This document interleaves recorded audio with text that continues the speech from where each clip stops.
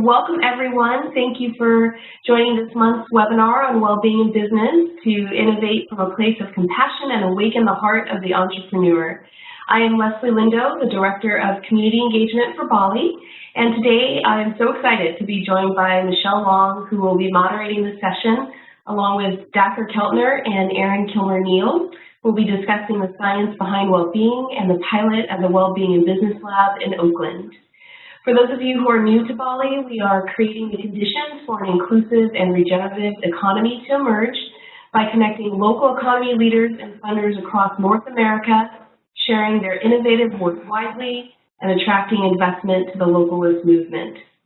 In this final webinar for the year, we will be opening up the discussion to the full audience through 1:30. If you need to leave the event room before 1:30, you can catch the remainder of the discussion in the video that we'll be sending to all participants. To ask questions during the webinar, please click the chat icon at the bottom right corner of your screen and type your questions into the chat box at any time during the discussion. Michelle and Erin will be incorporating your questions throughout the session. If you are unable to see the video of the speakers, please be sure to click the icon that represents the little heads of people. So without further ado, I would like to introduce Michelle Long. Michelle is the founding executive director of BALLE and represents the organization as a regular keynote speaker and author. She also serves as an advisor to the Schumacher Center for New Economics, and in 2014 was named one of the Purpose Economy 100 for North America. Michelle is committed to growing the number of businesses and investors who are committed to maximizing well-being for all, and co-founded the Well-Being in Business Lab to align businesses and our economy in service to what makes us deeply well. Very much of what we're going to be talking about today. So we're excited to have you hosting this for us, Michelle. Please take it away. Thank you, Leslie. And I see the slide has just come up there. It looks like well-being in business, awakening the here of the entrepreneur. That's supposed to be heart, but may hear we to the heart, all of us. I'm so excited about this conversation. I'm excited about, I'm almost bursting with excitement about these two colleagues and friends who are guests with me here, and also by some of you who I know are in attendance right now. It's a really catalytic group, and I'm just thrilled. Dacher Keltner is a colleague and friend who is with UC Berkeley in the Greater Good Science Center, and an author and a teacher, and one of the world's leading researchers on what makes us well, leading scientists on what makes us happy and well. I guess for a long time they used to research or look into what makes people sad or depressed, but only recently what actually makes us well. And he advises on everything from that new Inside Out movie, The Emotions, or emoticons at Facebook, or you know, he lets me call him my scientist, which I so appreciate, although I know he's many people's scientist. He does deep work in prisons, and I know that his heart is motivated by equity and justice for all. He feels suffering, and he feels love, and I'm grateful for him personally. And also, what did you say, Dacher? And vice versa. And vice versa. Yes, we have a lovely little group of love here today. And we have Erin Kilmer Neel, who I also adore. And Erin is my friend and the unofficial mayor of Oakland. I often hear her called. She's the director of the Sustainable Business Alliance, and she's with the Beneficial State Bank Foundation, and she's a BALLE Local Economy Fellow. And she is also motivated, yes, she's also motivated by equity and justice for all. I know her heart as well. I know that she feels love. I know that she meets suffering with compassion, and I appreciate her very much. So I also know who's here on this call. So we distribute these webinars later, but even now, right now in this conversation, there are many people who are culture shapers, culture evolvers. You know, we have on this call many people who represent large networks of businesses, hundreds or thousands of businesses in particular communities, who are also called the unofficial mayors of many of those places. And many of you have been around with us for a long time, changing what it is to be business, to do business in our country toward health and equity. And, 14 years ago when BALLE started, local was really our way to say relationships, that you could choose to know where you purchase things and know that you're making some impact. There's somebody behind those things that you're purchasing. And this community has led the way on the evolution in local food systems and green building and green jobs and equity and sustainability and now all the data sort of backs up the work that everybody here has been doing for so long, but we're not going to talk about economic development per se today. We're going to talk about who we are right now. I was actually at a SOCAP conference speaking maybe 2 years ago and realized there, this big impact investing conference, that a lot of the things that we all have been working on for the last 14 years were starting to be a bit trendy. And in fact, people were starting to compete with each other over saving the world. I saw people sort of sharp elbow jostling each other to say, I'm going to be the top of the green building industry. I'm going to run the local food system economy. I'm going to own the cooperative market and dominate the love space, And I realized, oh God, we could compete over anything. And Van Jones said it well, that if we don't change how we treat each other, we could actually be going to war with solar-powered bombs for lithium for batteries instead of oil for cars. And there's a lot going on right now. There's a lot going on in the news, and we could turn toward a path of fear. I just feel that right now. I mean, we could just go down that path. We could say, as natural resources decline, as weather changes, as we have droughts in places like Syria, as we see, half the world's supposed to be struggling with clean water by the time I have granddaughters, we could go down that path of putting up bigger walls to each other, or we could choose right now to evolve, into who we really are and who we want to be as a society. The Pope said recently, we have to change a lot of things. Most of all, we have to change ourselves.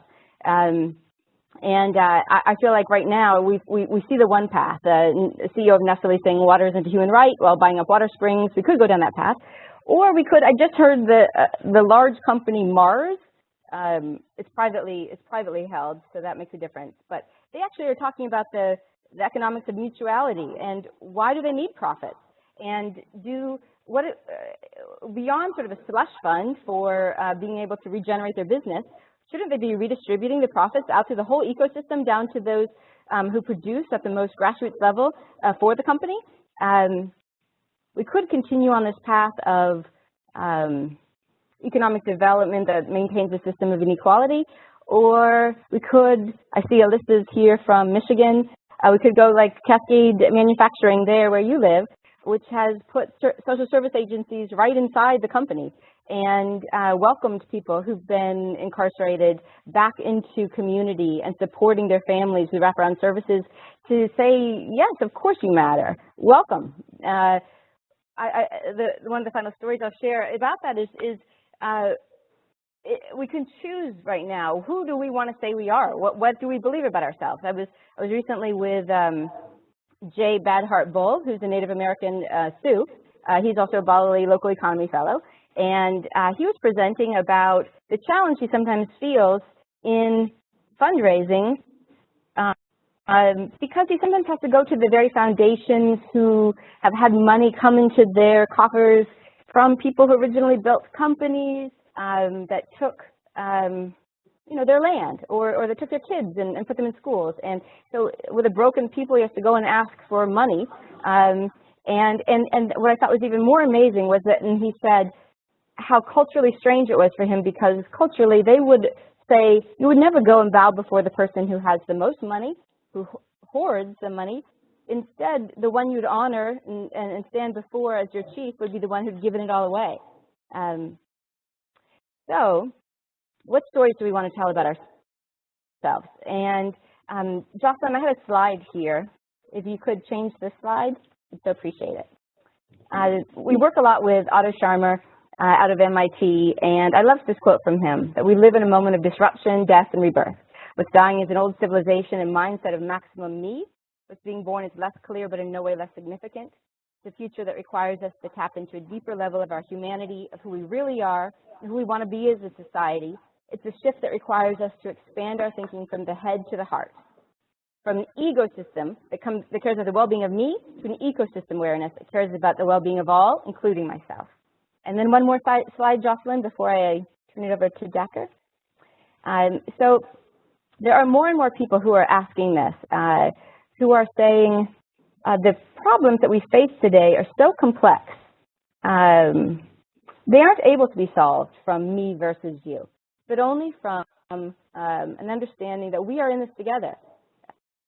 A friend, John Fullerton of the Capital Institute, who used to be the managing director at JP Morgan, big finance, wrote a response to the cover of The Economist that came out saying, welcome to the Anthropocene. Humans are causing climate change. And he said in response, there's one truth that emerges as the organizing principle for the arrival of Anthropocene: interdependence. We're all in this together. There's no way to solve this, me versus you. And I was seeing this, hearing this more and more from people like MIT, and Otto at MIT, or John at the Capital Institute, ecologists, scientists, and I thought, this is just amazing. There's so many now who are starting to say that it's about interdependence. It's such a spiritual teaching that we're all one, we're all in this together. But then I thought, well, how the heck are we supposed to wake up to that? Are we just going to wake up to our interdependence? And then the beauty, I was just so delighted to find a Greater Good Science Center in Dacher, because his research backs up that interdependence is what it is to be human. That we actually, to feel well as human beings, primarily we feel well when we feel connected to each other, the natural world, in awe of the larger world, when we feel connected to our own purpose and meaning, and when we've been compassionate.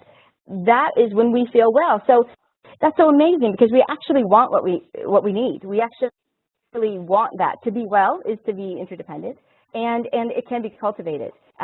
So with that, I'd like to turn it over to Dacher to share more about what are these core capacities of what it is to be human across all demographics, what makes us well. Well, I mean, I think that you set it up really nicely, Michelle, and, just to take a few minutes on this, the past 30 years, which is really, a lot of political scientists and economists have converged on an analysis that shows that the last 30 years has seen this really dramatic rise in economic inequality, not only in the United States, but in other developing or other economies. It's seen this rise in materialism and this rise in self-focus and narcissism. And these are all regrettably well-documented trends over the past 30, 40 years. And I think that, what you presented at the outset is a kind of a summing up of the civilization as it has existed for these past 30 to 40 years, which is self-focus and greed and maximize material profit and the like. And that what we've learned and what the Greater Good Science Center represents is that view of who we are as a species is really narrow, very historically specific, and in a lot of ways does a disservice to who we are. So, for example, and I often like to think of this as sort of the view of human beings as Homo economicus, which is we're greedy and we maximize how much we ourselves have compared to other people. And in fact, studies from, around the world show that if you give a person resources and in their natural state, you let them share those resources with other people, they'll share 40 to 60% of those resources. They will share more if you let them make that decision quickly. And as we share, we rise in the respect in the eyes of our friends and peers. So the idea that we're greedy and hoarders is totally a misrepresentation of who we are. Second idea of Homo economicus is we're these rugged individuals, right? We get through life, and all that really matters is our solitary individual being or our genes, or what have you, that we're these kind of the finest expression of who we are as individuals, and that's partially true. Freedoms matter, but again, the science shows that really who we most are as a species is hyper-connected, hyper-independent. The boundaries between self and other are porous, and we're constantly engaged in the interests of others. If somebody feels pain, the pain center in my brain lights up. If I give resources to another person, that activates reward circuits in my brain. If somebody a few blocks away is feeling distressed because of economic inequality, I'm very likely to feel distressed through social networks. So those scientific studies say, let's toss this idea of humans as, solitary individuals, hyper-competitive. We're most expressing who we are in greed, and turn to this other model, which has been there for millions of years.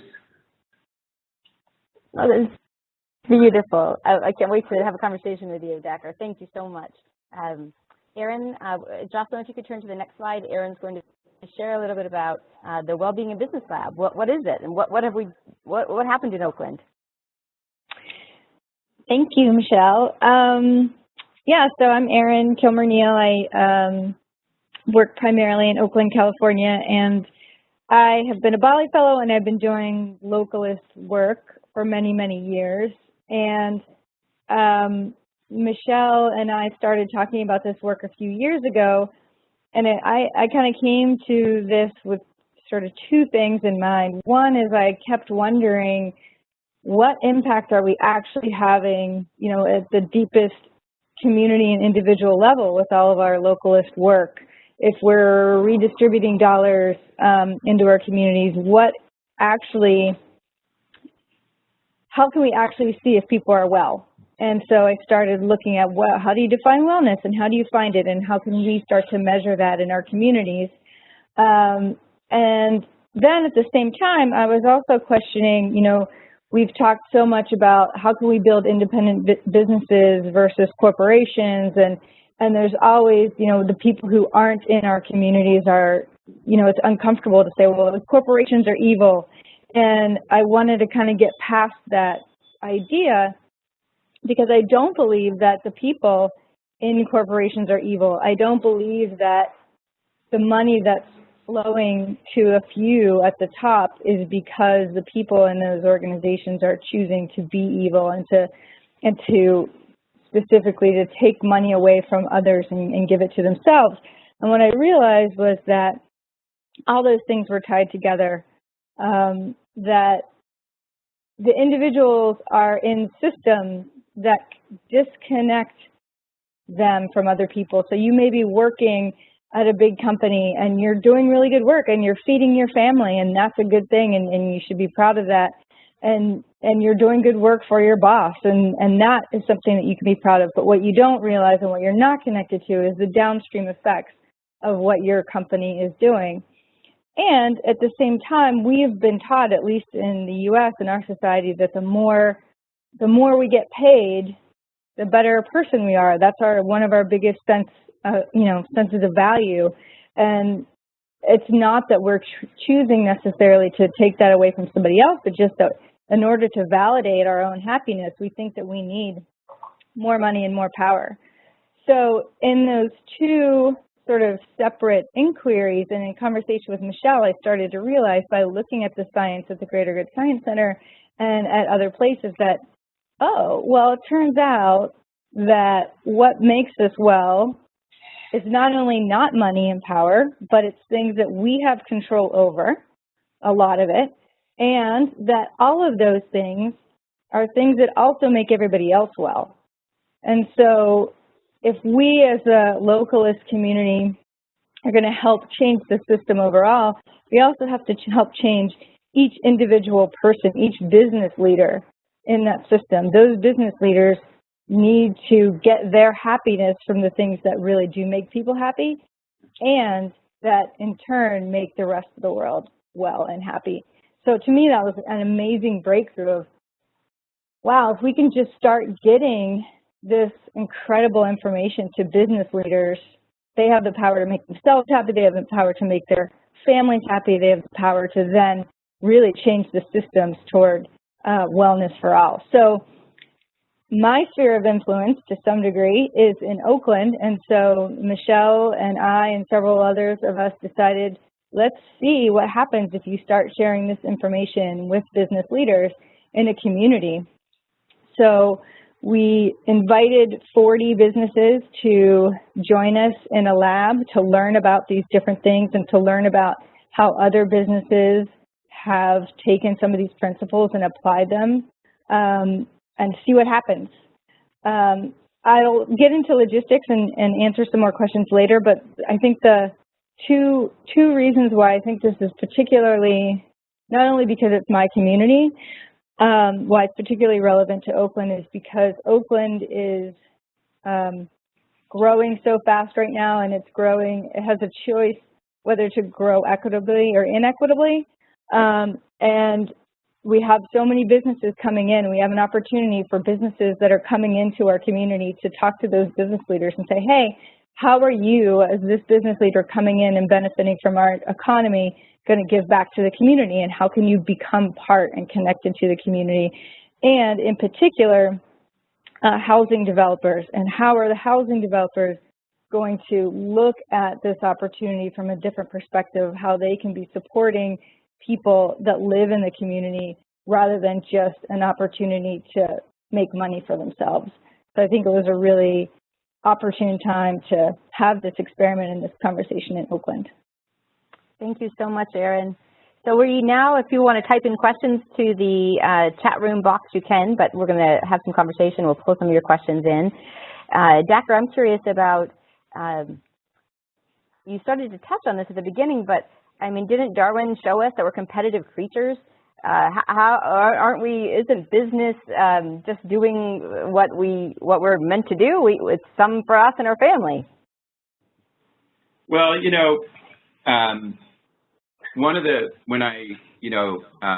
you know, Michelle, I've done a lot of work on kind of the evolutionary and neuroscientific approaches to compassion and sharing and cooperation and other pro-social emotions and social strategies. And you know, if you ask you know, most people, and you say, hey, what would you think about, what's the evolved quality of human nature? Like, what were we like in our original state? What did Darwin think about kind of the defining characteristics of our species?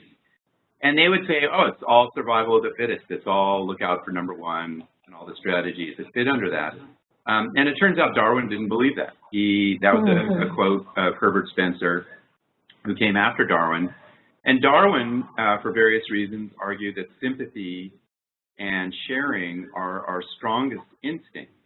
He felt that that was kind of a signature quality of humans, and my lab has done a lot of work to bring credence to that. But what's, you know, and you can chart this in terms of regions of the brain, the vagus nerve and the peripheral nervous system being mapping to acts of kindness and charity, very old mammalian bundle of nerves, and oxytocin. You can also track it, and you and I have talked a little bit about this, Michelle, to, you know, how do people behave in the groups in which we evolved? And for hundreds of thousands of years, we evolved in these small, tight, local communities, and sharing was the norm, right? Everybody shared stuff. Equality was pronounced, and inequality arrives at a couple of points in our evolutionary history. One is when we start to form these larger villages and people start to, I hate to use the word, but it becomes a little bit more patriarchal in organization. It also arises at certain times in economic development. So the idea that we're just competitive and greedy by nature is actually wrong, right? It is I think you could even make the case it's more of a historical exception rather than the rule. And the more general tendency is for people to move toward egalitarianism and sharing. I'm so glad Do you think, though, that we are tribal creatures? Does that love extend beyond who we consider to be ours and like ourselves? Yeah. Well, I mean, I think that, you know, it's interesting. Josh Green at Harvard wrote this terrific book about morality, and he said, you know, in a way that all of this stuff that we evolved serves us well for our own groups, our own local communities, our own political tribe or moral tribe or whatever the tribe is defined by. But the central difficulty is the us versus them, right? And that's where we really have to put concerted effort, because there the picture is not pretty when you look to evolution and you see, you know, pre-industrial groups where you raid another tribe and, you know, kill and rape and so forth. So that is a barrier to broader levels of cooperation. But at the same time, when you look to the evolutionary archaeological record, you see enormous amounts of trade and exchange and hard truces of cooperation, right? That we move toward cooperation, even given this evolutionary prerogative of like, oh, you're a different tribe than I am and I distrust you. We still have the means through trade and exchange and collaboration and so forth to build up cooperative networks. So even there we see this tendency toward cooperation. So do you believe that trajectory is, I mean, is it a forward path, or is it you said this has been a short exception, I guess, recently. I guess what I'm really wondering is, do you believe that we can evolve as a society toward caring for each other broadly? Yeah. Well, first of all, I think we are. I think that if you take the literature on caring and compassion, and I think, you know, one of the Steve Pinker wrote this terrific book, The Decline of Violence, and you just look at, and even with San Bernardino kind of shaking in our brains and ISIS and all this sense that the world is violent, historically the last 500 years have seen this dramatic decline in violence. And it really comes out of caring, right? So we care more for prisoners of war so we don't summarily execute them. We care more for people with mental conditions. 300 years ago, they were locked up in dungeons. We care more for kids. 300 years ago, there was child labor. We care more for people who are different from us. 300 years ago, 75% of the world were slaves, right? So that's great news. And then the next, so I think there is historical change, radical change taking place. And has been taking place. But the big one we have to confront, and I like your use of the word equity, Michelle, is it is a profound, we have set up systems of taxation and in particular and Wall Street dynamics that have created inequality. And humans prefer equality. There are really cool studies showing most Americans want kind of a Scandinavian type distribution of resources where everything is leveled out a bit. Most Americans, if you ask them, if we add 5% to the tax burden of the wealthy, you generate hundreds of billions of dollars of new revenue. Should we do that? And most Americans say, yeah, that's a great idea. So we got to get back to that natural preference. So that's a natural preference of ours, but it may be covered up from in the stories that we have created about what business is meant to be. It's not personal, it's only business. Right. Or maybe even our own childhood wounds, the things that have affected us in our life maybe makes it hard for us to access our hearts and to feel. Can we cultivate these capacities for feeling our interdependence? Oh, yeah, no doubt. And, you know, I was really struck by what Erin said, which is that, you know, there is this science-based insight that dovetails with what we've been talking about, lo and behold, when I create organizations when I take action, other people's welfare is lifted up, that's probably one of the most gratifying forms of reward we'll ever experience, right? And we have to, as Erin was suggesting, like build that insight into contemporary business practice. You know, I know there are various interpretations of this, but I think it's really a signature event that Mark Zuckerberg pledged 99% of his stock options to a charity, right? That's a radical departure and maybe a game changer in terms of this kind of shift in values that Erin and you were hinting at. So we can, absolutely. Beautiful. I would love to use that opportunity to transition to some questions to Erin about the Wellbeing in Business Lab, which was designed to cultivate these capacities that for interdependence and well-being, looking at those primary threads of deep connection to our own personal purpose and meaning, our own self, connection to self, connection to each other and community, connection in awe of the larger world, the connection to compassion, the act of compassion with each other. Can you tell us more, Erin, about what was the structure of the Wellbeing in Business Lab? How did we start? What did we do? Yes, so it took us probably 6 months or so, I guess, to look at those 4 particular threads that we decided to focus on that were the really powerful threads. And we took some time to figure out who should be in the room. And we thought we'd invite about 40 business owners, and probably 20 would say yes. And we thought about who's in the community, both who is an influencer in the community, that if they were part of this lab and it really worked for them, they could spread it and people would want to join. Who was, in the choir, who kind of was already leaning toward more compassionate business. Who was maybe on the fence. They could probably, if they were in this cohort, lean more toward it. And even some who really were very more traditional businesses. So we very carefully cultivated a list, all of the organizers of the group, and then we invited these 40 people, and almost every single one said yes, which we couldn't believe. And I will say, as the organizer, one of the organizers located in the community and having relationships with a lot of these business owners, I was frankly scared to death that they were going to come in the room and think we were just like super crazy, touchy-feely people. What does this have to do with business? And so I was really nervous, but they said yes. They were willing to at least take that first leap, and almost everybody stayed the whole way through.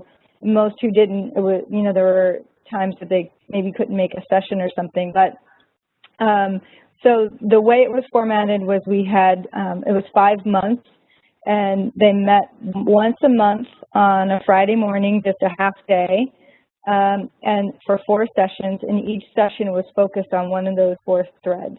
So connection to your sense of purpose was one, connection to others, connection to or awe of the natural world, of the world in general, which, as I learned from one of Dacher's colleagues, awe is the opposite of ego. So I thought that was a really helpful thing to understand. And then generosity. How do you practice giving back? So each one of those 4 months was focused on one of those 4 topics, and we had 21-day practices in between. And during those sessions themselves, we had speakers come in. We had Judy Wicks from BALLE come in. We had Pavi Mehta from Aravind Eye Clinic come in and talk about how does this work, how has this worked, how can it work in a business to focus on these priorities and still be a successful business. And we had interactive exercises. So people would show up in the morning, get some food, connect to each other, learn a little bit about each other if they didn't know each other already in the community, hear from those speakers, do some interactive practices, and then go away from a month, do those 21-day challenges if they so chose, come back the next month and work on another topic. And we culminated in a 2-day retreat, or 2.5-day retreat, where people got to really just get away from all their other concerns and create, using a modified business model canvas. For those of you who are familiar with that tool as a way to create a business model, we modified it to make the well-being in business model canvas. And in the retreat, people were given an opportunity to say, given all that I've learned and all the examples and experiences, what do I want to do with my business around these principles? And just, everyone had a chance to create those canvases. Beautiful. And what were some of these businesses? Can you name some of the names of who came? What sectors they were in? And yeah, we had cafe owners, we had retail shops, we had solar companies, technology companies, office supplies. We had a huge variety, acupuncturists, a huge variety from retail to service to technology and larger businesses. And as I mentioned before, some housing developers as well. Right, and there were some that were larger businesses, like you say, like Kaiser Permanente or Longevity Solar or Beneficial State Bank, and like you say, there were small individual Berkeley acupuncture clinics, and it was quite a diversity, both of human beings and of sectors. But all of them, when we invited them, I remember us talking about them being sort of sparks of the emerging future who are here now, but we need to bring them together so they can feel the courage and strength of each other to say it's okay to stand for caring for each other. Actually, in my business, we could all do something that right now, because business is responsible for much of the destruction of what's precious on this planet, and we're seeing other sectors, other fields standing up for empathy and compassion and love, social and emotional learning in schools, the Compassionate Cities movement, where even some police forces are now being evaluated on how much empathy they show in an arrest, to empathy in healthcare. Certainly the Black Lives Matter and Domestic Workers Alliance have talked about leading with love. But business needs to stand up. Business now. We are not going to get there unless business actually recognizes that we are all in this together. So some of the speakers that we had, like you mentioned, we had Judy Wicks come in, and what did you like about her story? I think I'm always, every time I hear Judy talk about the fact that she realized she didn't want to be the only socially responsible business, that if she did that, she wouldn't actually achieve her goals, and that the only way she was actually going to help the animals and help the earth is if she helped all the other businesses do the same. And I feel like the participants in that lab, when they heard that, felt the same way, like, oh, okay, it's really scary to give away your trade secrets, even if those trade secrets are about sustainability and social responsibility. But you can do it and still be successful business from a financial perspective. I love that too. Judy talks about not maximizing profits, but maximizing relationships, so that being the purpose of her business. And yet her business absolutely was a thriving financial company as well. I mean, she built a beautiful business in every way. And she said that she always wanted her business to be a reflection of who she is. So in the morning every day, she would look in the mirror and say, "Good morning, beautiful business." And then that would be, she'd tell, how will I be me in my business today? How will my business reflect what I believe and what I care about? And she did. I loved that too, talking about eventually I could be just the most famous socially responsible business in the world on the covers of magazines and win awards, aha, or wait a minute, will I ever change anything unless I teach my competitors how to do what I do as well? And she paid people to knock on other doors and say, why don't you also do this? Why don't you source from these farmers? Why don't you switch your energy like this? Why don't you hire like this? And we heard that other stories, like Eileen Fisher, similarly. Eileen Fisher said, we have the second most toxic industry on the planet in apparel, and if we don't teach our competitors how to source supplies that are less toxic, we're going to get nowhere. And so they actually went to their competitors and said, please choose from our supplier list. Together, let's do this. I also really loved the Aravind story, as you mentioned, Erin. She was, when we talked about compassion, that thread, we had in Pavi from Aravind, and Aravind is the largest health clinic, eye care company in India. They do more annual eye care surgeries than the whole NHS in England each year. And because they cultivated themselves, because they were working on who are we as people, and then how does that express through our business, they came to the recognition that if we want to end needless blindness through our clinic, 0 is a legitimate price point for some of our customers. Some of our customers can't pay to have cataracts removed, and we have to let that choice be available to them. And they built a business that became very large and thriving with 2 lines. You could come in and choose free or subsidized, or, you know, I'll pay full price. And without any kind of, you know, shaming or heavy paperwork, just what is right for you. And they built a beautiful business that's truly of service. So what were some of the results, Erin, of the Wellbeing in Business Lab? For you, for instance, what's happened further through either Sustainable Business Alliance or at Beneficial State Bank or any of the businesses that participated? What are you hearing? I mean, for me, it's all mixed into both developing and participating in the lab. I feel like we've implemented a lot of, you know, in the culture of our organization, in our staff meetings, finding ways to connect to each other more. It's really hard for me to even separate out because it's just become like such a part of, you know, my life and who I am now. But I'll also share what some of the other businesses that really inspired me, listening to what they chose to do after participating or during the lab. One is we have a cafe owner, so I'll do 5 really quickly. So one is a cafe owner in Oakland who decided that he's going to think about ways to serve people who are living on the streets with dignity and potentially open the cafe early so that folks can come in, get food, use the restroom when they wouldn't normally be able to come in. And that same business owner looked at how are his hiring practices and his own biases impacting the diversity of his staff. And so just really, like, you know, was very vulnerable and said, how can I change this? What can I do? What is it about me and the way I do things that determines, you know, the diversity of staff? So he really explored that. We had one of the housing developers who said he was going to create units that he would give for free to certain numbers of tenants who would become well-being ambassadors in his properties. We had a healthcare provider who was working on doing sliding scale pricing so that people only had to pay what they could afford.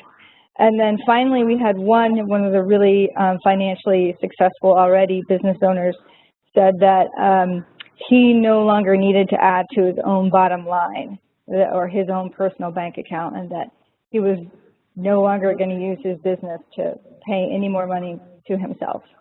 So those are a few of the outcomes. Beautiful. Dacher, I'm just wondering how this is sitting with you to know that your research has led to the Wellbeing in Business Lab creation, and now it's been replicated through also the Etsy Foundation in Brooklyn, and it will be further afield. But what's coming up for you as you listen to this? Well, I mean, it's so humbling and inspiring because,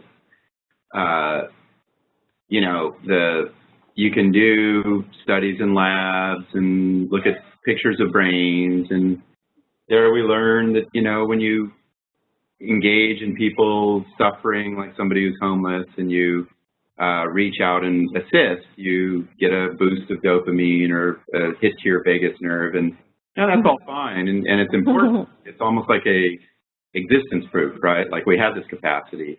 But the real game is in what Erin is describing, and to really, you know, I mean, just that panoply of what you just described, of what business owners are doing, from assisting people, you know, with who are homeless or more affordable housing, just taking bold, heroic steps.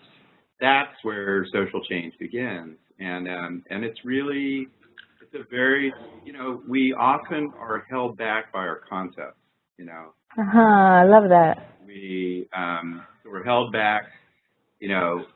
Women are held back in math because they think they can't do math when they can do math as well as men. Once we free people up, you know, with these kind of radical acts, a lot of good's going to ensue. So it's incredible.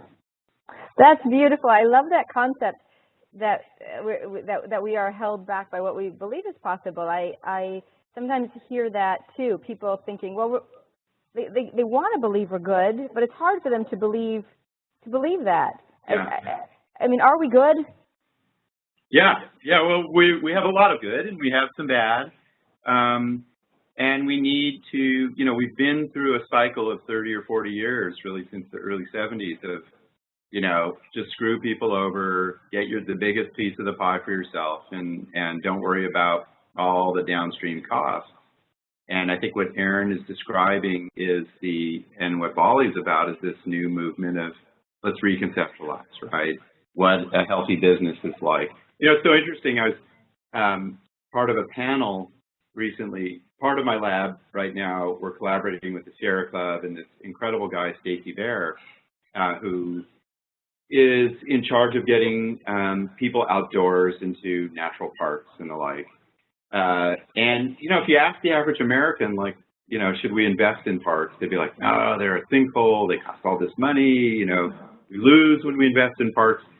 But in actuality, the economists have come in and looked at parks and found that when we invest in just natural beauty, the local economy benefits, right? People are drawn to parks. They spend money near parks. They will pay admission. They become more generous. And I think the same will prove to be true with these kinds of business activities that Erin's describing of locally, those will generate economic activity. Beautiful, absolutely. I loved a story I heard about Vinoba, one of Gandhi's disciples, who walked across India asking wealthy landowners to share. He just simply walked and asked people who had a lot of land and said, hey, brother, would you mind sharing a couple of acres with these other brothers who have no land to grow their food? And they all said, okay, or many of them said, okay. And in fact, because of that, he was responsible for the largest peaceable land transfer in the history, in all of recorded modern history. And because that is who we are. It really is who we are. But there's some feeling that some have that, oh, I can't be the first to give. I'll be kind of a sucker, What do you have anything to say about that fear of opening or giving first? Well, I mean, I think, I think that we have this prevailing ethos that, especially, out here on the West Coast, it's a little bit different, although I think there are serious questions about what Silicon Valley will do with its enormous wealth. But, there is this belief, and again, these are these entrenched beliefs that if we were able to do the science would show that they guide economic decisions or policy decisions or board recommendations. But there is this belief that if you act generously and cooperatively, you get taken advantage of. And in point of fact, that turns out not to be true, that in social networks, if you're the person who shares, if you're the person who gives, other people pick that up, they trust you more, they direct resources to you, you have more opportunities for innovation. And so I think that, through the well-being pilot in the lab, we just need to get these ideas out to the business leaders like, hey, take a chance, and lo and behold. So, for example, Mike Norton is showing that generosity boosts the bottom line in organizations out at Harvard. So I think we have to free people up to do the good things. Beautiful. I loved the book or some of the research by, I think his name's Adam Grant out of Wharton, the Givers and Takers. Yeah. That talks about that that people are primarily divided into givers in any situation. I give first, or they're takers. When I show up, I take as much as I can, or the most people are those who respond to what the culture is there. And so that somebody who is a giver can dramatically change a culture, that we're very affected by. I heard once somebody say that given free will, we tend to do what everybody else does.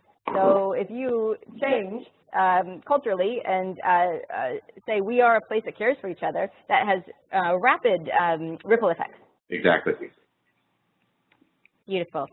Erin, there's a question about the lab and about some of the exercises that we did in each of the modules for how were we looking to cultivate connection or compassion? Do you remember some of those that we could share? Yeah, well, I think even before saying that, I should add that we had extremely skilled facilitators that helped us do that. So I would recommend that anyone who wants to try this at home really do seek out people who are skilled at facilitating these conversations, because they are vulnerable conversations. They are about connection. And I certainly wouldn't have known how to do them myself. So I'm trying to think of specifics now of exercises, and honestly, like, they're not coming to mind in a way that I can describe them. I have a lot of images of very closely facing another person and having an intense conversation, but like how we got to those conversations and the exact constructs of them, I don't have in my head, but we do have them written. We have each session we have written out the agenda. What was the plan? What were we trying to achieve? What conversations were we trying to elicit? And how did we do them? So we do have all those materials, and I know, Michelle, that you found some resources to help record and collect a lot of this information so we can share it with everyone else. So I don't know if you want to speak to that as well. That's a good segue. I'll do that, and then we'll carry on with conversation. Maybe, Jocelyn, you could change to the next slide. Great. So I just wanted everybody who's here on the call to know about some of the resources that are now going to be available for all of us to join together and take this on where we live.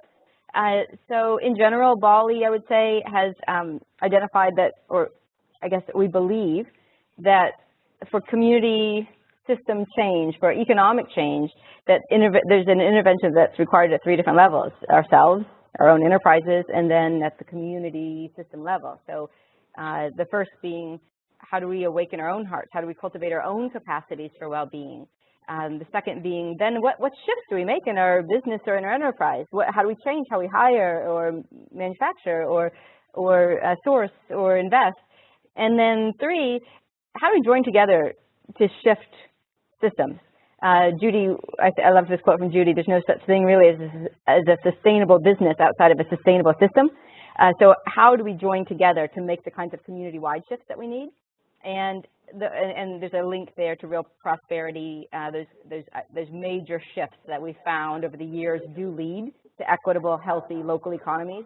But Jocelyn, if you'll change the slide, what we're going to start doing in the new year is Wellbeing in Business Wednesdays, or Wellbeing Wednesdays. And basically, you'll be getting anybody that wants to participate in your communities, you'll be getting content each week at those 3 levels. So it's really a kind of a dense slide, but just to give you a little feeling for it, you'll get, for instance, an exercise related to a different one of those threads each week. So connection to purpose, community, awe, compassion.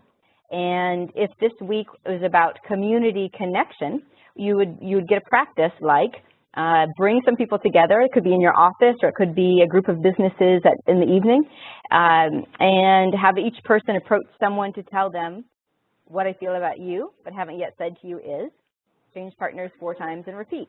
These are the kinds of exercises that we did in the Wellbeing in Business Lab that you'd think, well, really, would that have such impact? And in fact, it has incredible impact, the kind of deep connection you feel and the way your heart opens when you look at someone and hear what they felt about you, but have never yet said.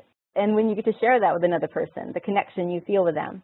And then you'll receive a kind of we're calling this practices and parables. So a practice and then also a parable. There's an example, these kinds of stories like Dacher was saying about what are the things we believe about ourselves.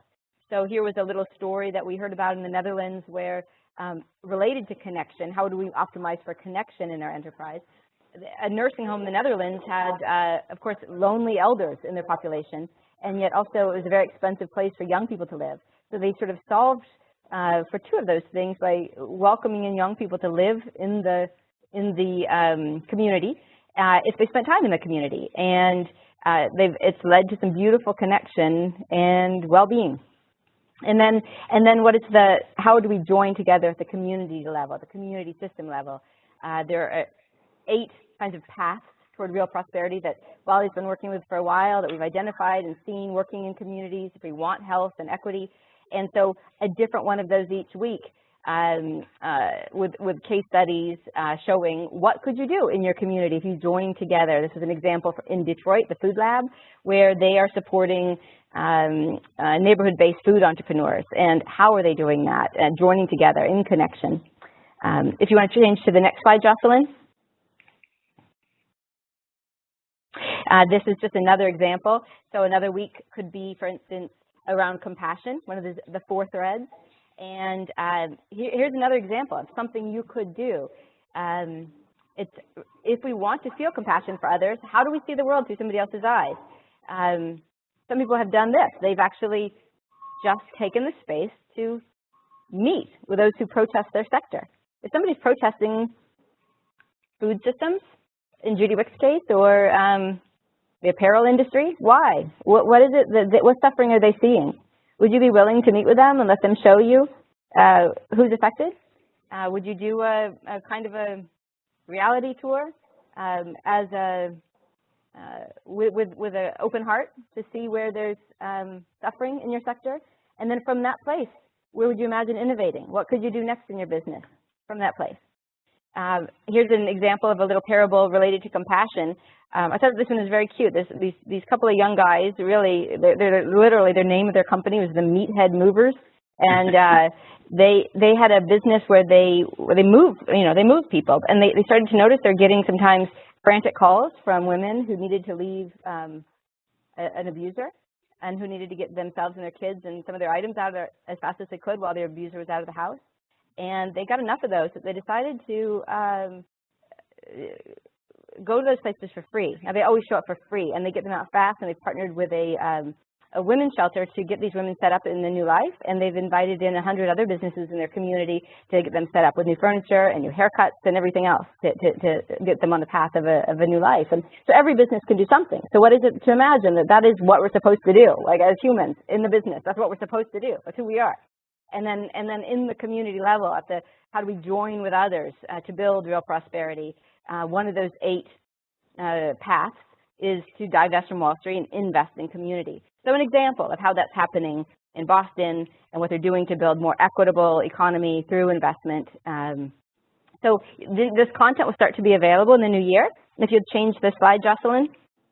One more time, thank you. What we'll basically be doing is just inviting those of you who are on the call and others who want to start to experiment with us. These are 7 communities already who are starting to experiment with us, and we will have facilitation support. So if we'll have a monthly call with those of you who are looking to bring some of these ideas home, and whether you want to host a Wellbeing Wednesday session every week, or if you want to once a month, we'll do a monthly call that will help to design with solid facilitation design guidance on that call, so that you'll have the support you need to come up with those exercises for that month's thread. And you'll be joining with some amazing people in Oakland and Jersey City and Bellingham and Alabama and Newark and Georgia and Brooklyn who are feeling this call. So that's to answer that question about some of the exercises. But for you, Erin, what does that bring up when you're hearing all this? Well, I was just thinking about the continuation and the fact that, one thing I didn't mention is how excited all of the participants were at the end of the retreat, and how committed everyone was to continue to meet together. And so just to let everyone on the call know that our cohort of participants are self-organizing and meeting monthly to continue having conversations at the same time that we at the Sustainable Business Alliance and BALLE and the other organizers are looking at how can we support sort of a next round, which might help the participants go deeper and bring another person from their company, their business, into the conversation, so that they can have a within an organization that also has had the same background and can really start to build within their organization. And also that people are pairing up. I run into a lot of the businesses, and they now are working together in separate things, working toward more good in the community. So it's spreading in many ways with just that initial seed. Beautiful. Somebody just asked if there's going to be a physical space in Oakland, they must be from Oakland, where they could join into these meetings. So I know that Conda at the Impact Hub Oakland is considering hosting these in the new year, but have you talked to her more about that, Erin, or what are you thinking? No, but that's definitely in the works for sure. Okay, great. And somebody also asked about what we did in between the first lab. What were those exercises, those 21-day exercises? Somebody asked that question, Erin. Yeah, so this was a partnership with Birju Pandya, who out of Service Space has helped build these exercises. And so you'd get an email every day, depending on the topic, and that email would suggest that you do something. So for example, the Generosity Month, it might be find your favorite book on your shelf and give it to somebody else. Or take a moment to look, outside and find the smallest little thing that, you find wonder in. So they were often very simple things that you could do anywhere at any time of day. Dacher, why does that work? Those little small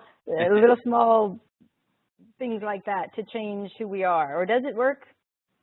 Yeah, I mean, it's been one of the more startling discoveries in our lab. So 5 years ago, we were really interested in compassion, and we started to find that, acting compassionately, engaging in the suffering of other people activates parts of your nervous system that make you strong and happy. And then we then turned our attention to awe and wonder and natural beauty.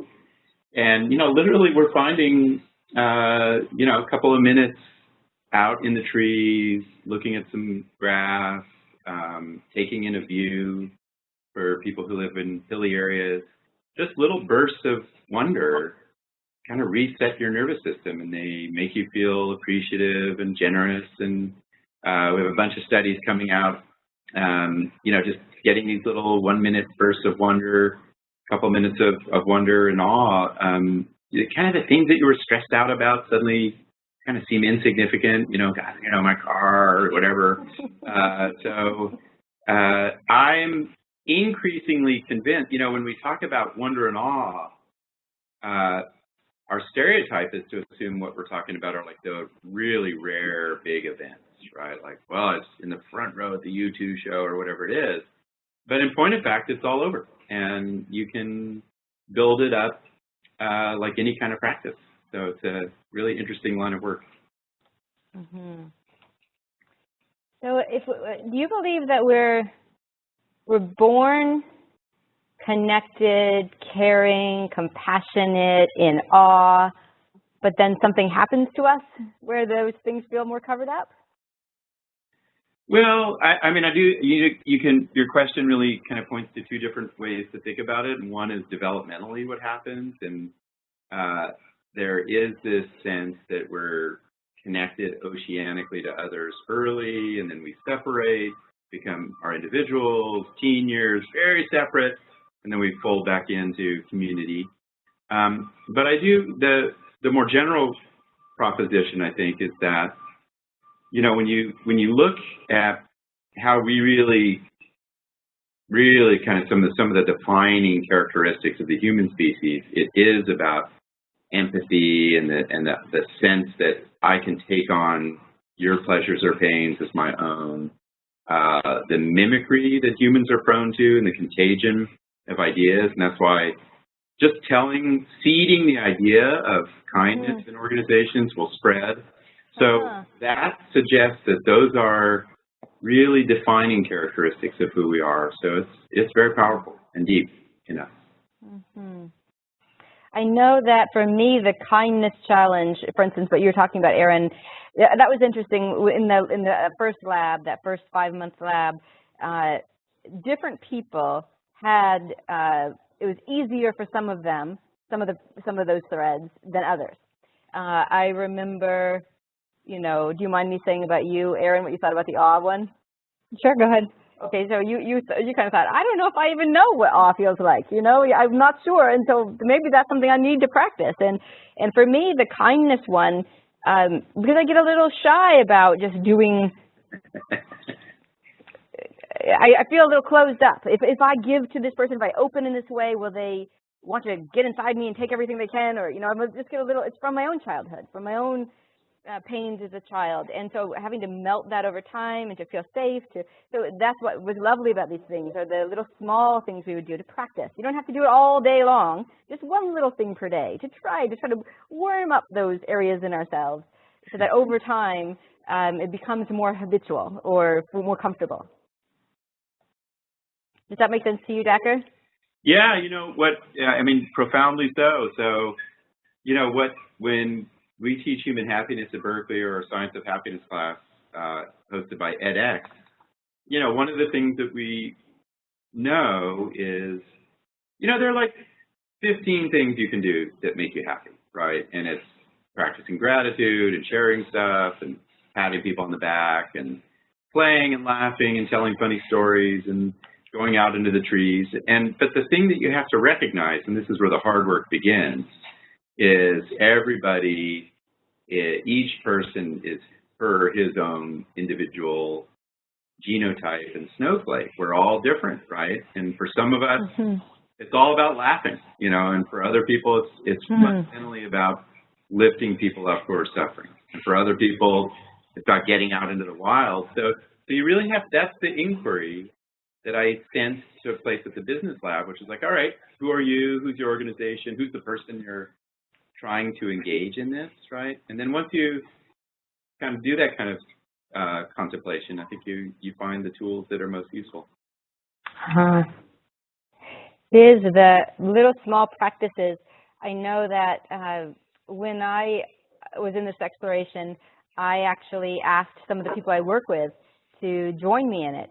And in fact, as part of my own practice, I just decided to give everybody in my organization a little bit of my own money, not money from the organization, but from my own bank account, and say, you know, use this in small little ways for, in unexpected ways, to practice with me. You don't, I mean, not everything had to be, you know, buy something for somebody, but at times it could be a financial thing, at times it was not a financial thing, and so then we had to get together and talk about that, or I invited everybody who wanted to get together and talk about that over the course of time. And one woman who had been doing she started to get more used to doing little small things for people, and she said that she was getting off the subway in Philadelphia, and she had her breakfast with her, and she had the leftover subway money in her pocket, and somebody's standing there asking for money, and she said that in the past she just would hurry past them and never think about them, and she just was starting to get in the habit of noticing other people, and so it became more normal for her to imagine that she would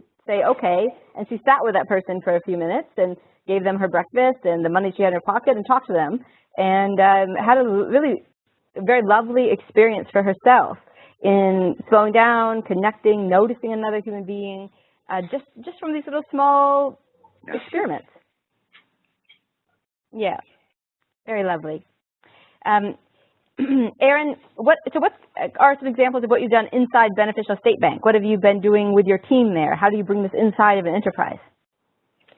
So I'm still like always afraid of the touchy-feely thing, right? So, so instead of, for example, in our staff meetings, starting off with, you know, meditation or a moment of silence or something, like we'll do some connective exercise, but it's generally like a little bit more playful, which is very much in response to what Dacher was just saying. So, you know, I'll say, all right, everybody, today we're going to talk about treat yourself, and you have to tell everyone what a treat yourself day would look like, and then we all learn, you know, what is everybody's favorite things, right? Because they list, like, basically their treat yourself day is everyone's favorite things. And so instead of jumping right into work and what's going on and what's working and what's not working, we just discovered like everyone's favorite things. So we do something like that pretty much at every staff meeting, and then we've also, in the context of staff meetings, we've set it up so that every other staff meeting is an enrichment meeting. So instead of just, you know, talking about work and doing updates, we choose a book or something that we all want to learn about to enrich ourselves and share that together. So, like, for example, our staff chose to read a book on nonviolent communication. So we're taking turns reading chapters and presenting chapters from that book every other week at our staff meetings. And I haven't implemented it yet, but one of the ideas that I thought about doing, because we own a bank, is to do random deposits of kindness. A deposit in somebody's account that they didn't expect. So those are some of the things we're either doing or thinking about. So great. I know of an investment company on the East Coast that simply started with silence at the beginning of meetings, taking a few minutes, and that for them also, to begin with, felt uncomfortable and a little too touchy-feely, but just a little bit of silence. And then they sort of graduated to trying some other things, like when they'd go out to lunch at a restaurant, they would buy a meal for the table next to them, you know, all the senior managers, just to sort of see how that felt. And it started to feel good. And they started to innovate from that place as an investment company, where they now are inviting others that they invest in to do the same. They're interested now not just investing in the product behind the company. For instance, solar panels is good, but actually who are the people who lead this organization, and are they going to be able to meet whatever comes at them in this rapidly changing world from a place of caring, from a place of compassion, from a place of empathy. And so they give them now what they call generosity warrants on top of an investment. So we invest in your company plus the generosity warrant, and the only way that you have to pay back that bit of money is to tell us the stories of what you did with that money in kindness to others. You know, maybe you experimented with buying lunch for somebody at a restaurant where you were, and how did that feel? And one of the stories that came back was of a manufacturing company, and as they started to experiment this way, they started to notice things. And for instance, they realized, oh, the sort of office white-collar workers here all get their cell phone reimbursement and company car and health care, and the people on the factory floor didn't even get health care. And so on their own, the white-collar workers self-organized and said that they'd give up some of their benefits, you know, the cell phone, et cetera, in order to get them health care. And they did that, and then it turned out there was a big hurricane on the East Coast, as we know, and that the factory was completely underwater. And of course, they never could have expected this result, but the people who work on the factory floor are part of the team. Like, they feel cared for, they are cared for. They're seen, they recognize each other, they're all on the team together, and they had the company back up and running immediately, you know, because they're all in it together. So beautiful stories. What kinds of stories have you heard about, Dacher? What do you see out there in the world? Well, it's so great because, you know, in another part of my life, I teach in organizations, and I've been doing this for 15, 20 years. And, you know, these are, you know, biotech and finance and, you know, healthcare and so forth, government officials and the like.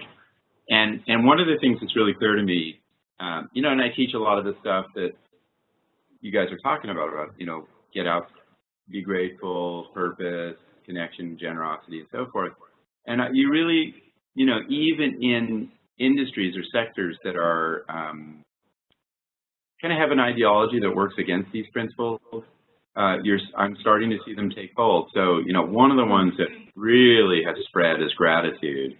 You know, and just like managers, leaders, practicing gratitude in terms of generosity and appreciation and respect, and you know, we have to make sure that gratitude isn't empty, or it isn't just sort of self-fulfilling and only benefits you know, you and the people nearby. You really want to make it agentic and empowering to communities.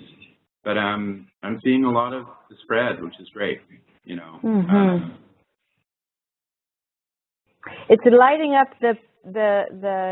our hearts. It's you know, I do love that what people have said about the root word of courage is core or heart. That when we feel impacted at a heart level, then we make change. Then we are compelled into action. We are compelled into, but we have to feel it otherwise. That if we just, I've heard that when you listen to someone speak often, the data that they share, you're sort of in your head positioning how you're either are going, how that data is useful to you because it backs up what you already believe, or how you're going to rebut them. But it's only when you feel if they're telling you things or showing you things or introducing you to people and where your heart has actually been affected that you then are willing to have a new belief and then take a different kind of an action.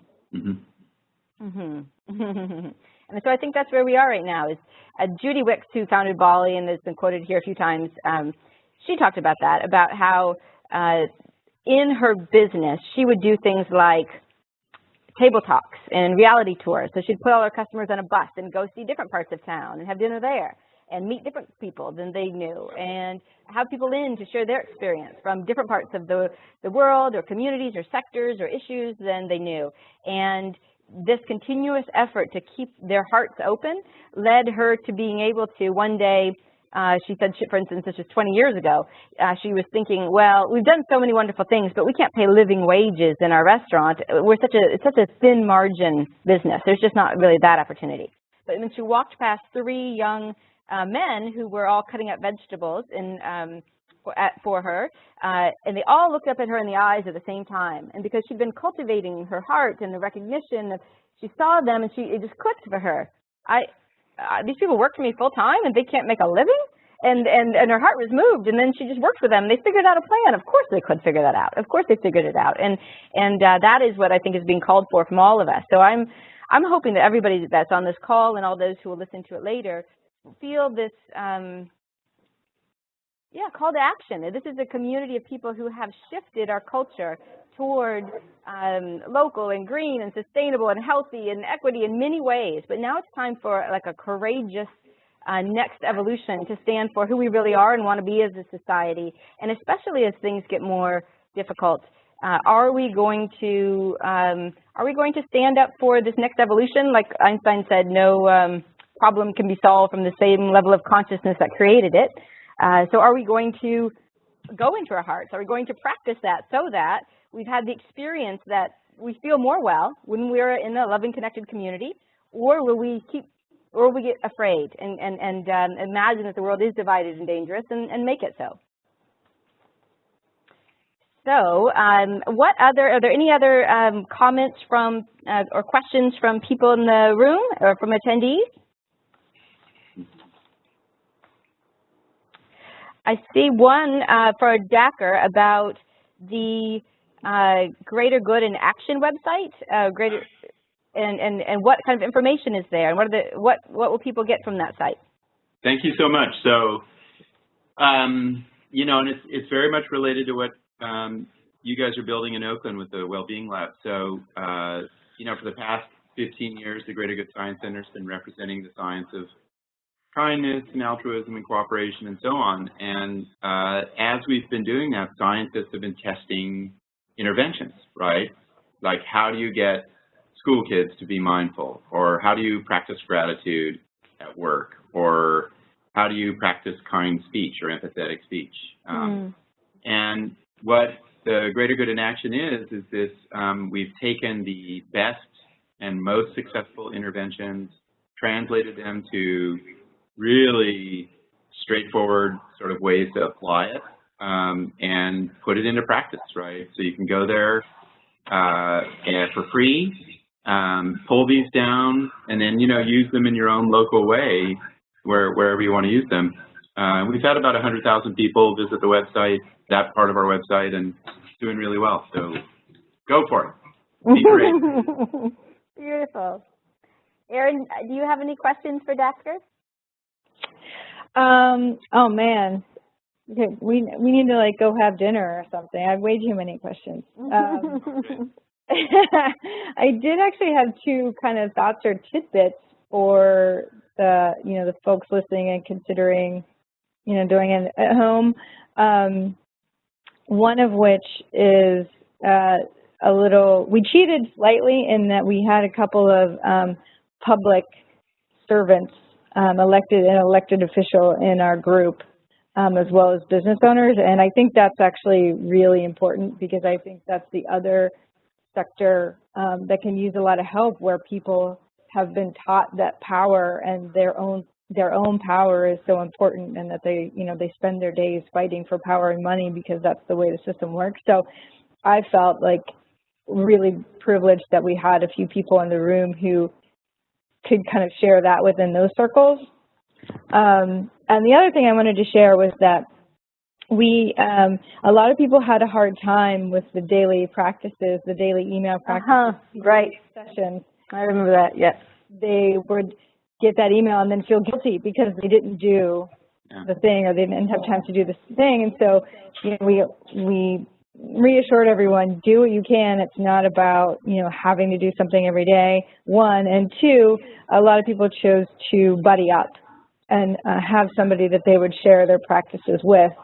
And that made them a little bit more accountable, but also allowed them to talk about it on a more regular basis instead of, you know, kind of cramming or saving them all up for the next session. So just two things that I thought might be helpful for people. Great. I'm going to ask you for your final thoughts in a moment, Dacher, but that reminds me, Erin, so as you've shared, we did this first pilot Wellbeing in Business Lab over the course of 5 months. But it doesn't, there's all different levels of which you could take this on. So you could too do a 5-month kind of lab like we did, and in the new year we'll be making materials available about how we did that. So you could, what was the invitation we sent out, and how did we think about the people to invite, and what were the exercises, sort of facilitation guide, who were the speakers, what video do we have available to inspire your community from this other example. But I also brought the 5-month lab into just a 1-day meeting as part of a group that the SB Foundation convened in Brooklyn of entrepreneurs. And in just the course of a day, we were able to touch into all 4 of those threads with short exercises, and then just to feel it, just a little tiny taste of each of those feelings. So what is it to feel connection? For instance, awe, we did this lovely exercise where people paired up, and we did little snapshots where your guide, who you could trust completely, you could relax into their caring for you, and you could just allow yourself to surrender to experience. They would bring you to something they wanted you to touch, and they would have you touch it for a few seconds with your eyes closed. Then they would steer you to something that they found extraordinarily beautiful, and they would put your face right close to whatever it was and tell you how far away to focus your vision, and then have you open your eyes for a few seconds to experience that. They would have you experience sound. I think we did everything except for taste. We didn't know how to do that one out in the forest that we were, in the park that we were. But afterwards, people were just wide open with awe, just in that little bit of the glorious nature of this planet we get to be a part of. And then we talked about how does that apply in business. And then later in the day, they all, we had lots of conversations about how it could apply to their own businesses. And then they all paired up with a buddy who is going to keep them sort of accountable to themselves to practice one of the threads that seemed challenging for them. So I know, for instance, somebody was going to journal each day their intentions for the day, and at the end of the day reflect on those intentions, because they're really working with their purpose and their meaning. And another person was going to do a reality tour to meet with someone who protests their sector, to really understand the suffering. Somebody else was wanting to experience more awe, and he was going to take a morning walk and take a photo each day of something he saw that was beautiful and text it to his buddy to, you know, hold him accountable. And they're going to use these practices over the course of this program that they're in. And then, of course, another level will be what we do in the new year, where we're going to send out these weekly emails, and we will host a facilitators group for those of you that want to bring this to your communities in either a weekly or a monthly way. So there's going to be lots of opportunities. And I'm excited for this. I'm really grateful, you know, really. I'm kind of bursting with gratitude about this. And I'd like to hear any concluding thoughts from you, Dacher, speaking of somebody that I burst with gratitude for. Well, you know, it's just really inspiring. I mean, I think that this is a kind of a multifaceted movement of shifting out of kind of the me to the we generation, or whatever we're going to call it. And You know, I am more and more convinced, and I think it's a thread that's run through our conversation about just the, you know, treat this as a set of very micro practices, do them when you can, build them in imaginative ways into your work, into your personal life. And I think that you guys are right at the forefront of changing kind of a pretty hostile economy into something that markets were meant to do. So beautiful, beautiful. Any final thoughts from you, Erin? Just that I miss it. I'm like, I want to keep doing more. Me too. That feels good. And my concluding thought would be, you know, just a sort of shared intention that I hope, you know, for myself, that I will continue to cultivate in myself my own capacities for deep well-being and caring, and that